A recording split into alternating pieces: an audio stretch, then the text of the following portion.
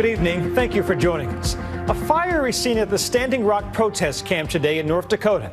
Demonstrators ceremoniously burning their tents before state and federal authorities started to clear the area. Tonight we're hearing from Sioux tribe members who say they're fighting not only for the purity of their water source, but also for respect. A turning point at the Standing Rock standoff today in a storm of fire and snow. Facing a 2 p.m. deadline to evacuate or face arrest, some protesters began ceremonially setting fire to parts of their camp, preferring to burn it rather than have it seized and destroyed. Law enforcement arrested 10 people within feet of the entrance. They allowed as many as 50 inside to remain after that deadline. For now.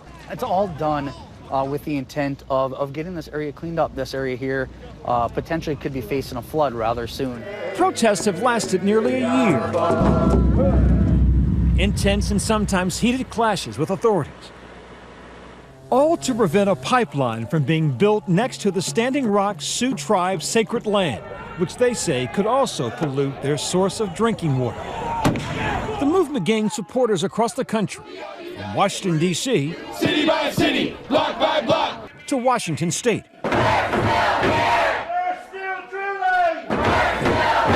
For months, Standing Rock advocates calling themselves water protectors have camped out around the construction site through tear gas and blizzards. The Standing Rock Sioux tribe has called this land home long before it was renamed the state of North Dakota. In November, ABC's cameras are there as Standing Rock supporters face down law enforcement over remaining at what they say is a sacred site. Those are burial sites up on that hill. They are in our land. We're here for prayer. We're here to stop this with prayer. But they are pushing. Police have been using this ridge along the Cannonball River as a surveillance post.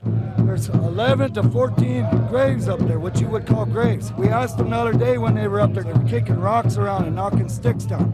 How would you like it in Arlington Cemetery if all our Akitchito went over and stood on them? The protesters have come to pray, but some crossed the river to confront the police. 25-year-old Danny Grassrope, a member of the Lower Brule Sioux, tries to keep the tension from boiling over. I went over there trying to pray, trying to tell them to return on this side and pray as a unit, because they're over there, they're not doing anything but antagonizing them. There's a couple people over there in prayer, but that whole line right there, they're forgetting why we're here, they're forgetting the prayer. So we need to continue to remind them why we're here.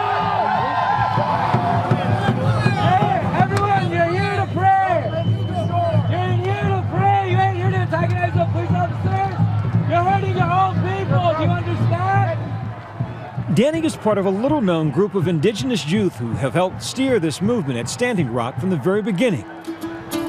They are known as the International Indigenous Youth Council. The story is told in the new ABC News digital documentary, The Seventh Generation. Lauren Howland is a co-founder. People think kids these days are dumb, the whole millennial deal, but we're really smart. They say they're fighting back against an ancient Sioux prophecy that tells of a black snake that will go underground and destroy the tribe's way of life. That snake, they say, the oil pipeline. The youth are going to kill this black snake, and everybody's going to help us. And it's going to be nice. And we're going to celebrate. I'm very impressed with them, you know. They brought the message out to America. They brought the awareness of this pipeline. Harold Frazier is chairman of the Cheyenne River Sioux tribe. His tribe has joined the Standing Rock Sioux tribe in fighting the pipeline. We're going to look at the original treaty with the Sioux Nation and the United States. The basis of their argument rests here in the National Archives, the original 1851 treaty the Sioux Nation signed with the U.S. government. Native American tribes have been negotiating with Washington for centuries. After being forced from their original lands in the Great Lakes region, the Sioux resettled further west, only to lose that land as well. In our 1851 treaty, we entered into a peace contract with the federal government. Before the ink was dry, Westerners start coming through. By the close of the 19th century, the Sioux had endured abusive assimilation schools, the outlawing of their religion, dependence on government rations, and the massacred Wounded Knee, one of the worst in American history. Today, we're saying no.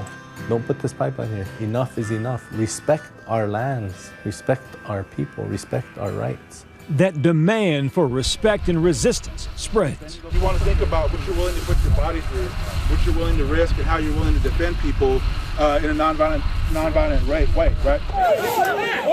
But the protests can do little to stop law enforcement from clearing some of the camp's land owned by the pipeline. All of a sudden, you see these militarized vehicles, these Humvees, slowly inching towards us with men on both sides of them. There were hundreds of cops there, and they were coming at us, and we didn't know what to do. They started using sound cannons. They were arresting people left and right. They held us on the side of the road for hours while bulldozers went over the burial sites, and we had to sit there, with restraints on and watch that happen. As the harsh North Dakota winter wears on, the conflict worsens. After several demonstrators try to remove burnt-out vehicles near a police blockade, they're joined by hundreds more at that site in solidarity.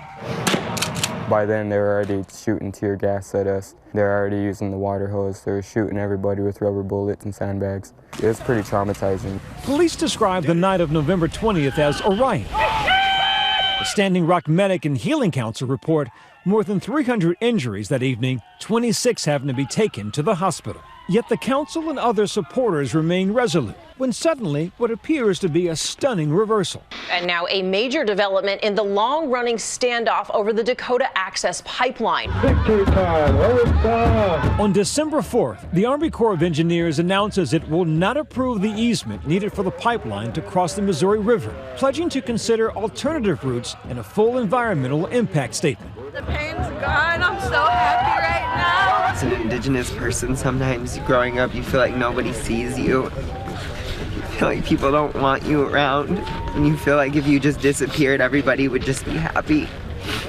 And it feels good to be acknowledged as a human being. I'm really proud to be living, be here at this time. This is history. But it is a short-lived victory. This is with respect to the construction of the Dakota Access Pipeline. Less than a week after taking office, President Donald Trump signs a memorandum ordering the Army Corps of Engineers to review the pipeline in an expedited manner. It makes me laugh when I hear the president worried about the safety of this nation because of the immigrants. He's an immigrant that's bringing harm to this nation. He's the first immigrant. We're the only ones that can claim that we're non-immigrants. Construction on the pipeline resumed. Energy Transfer Partners says oil could be flowing in as little as 2 weeks. And in a statement to ABC News, the company said they are committed to the safe construction and operation of all its pipelines throughout the country. Dakota Access is a state-of-the-art underground pipeline with advanced safety technology and construction methods.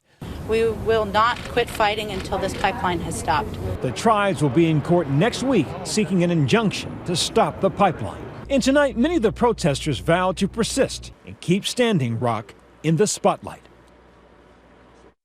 You can watch the entire ABC News feature, The Seventh Generation, right now on our website and on the ABC News app.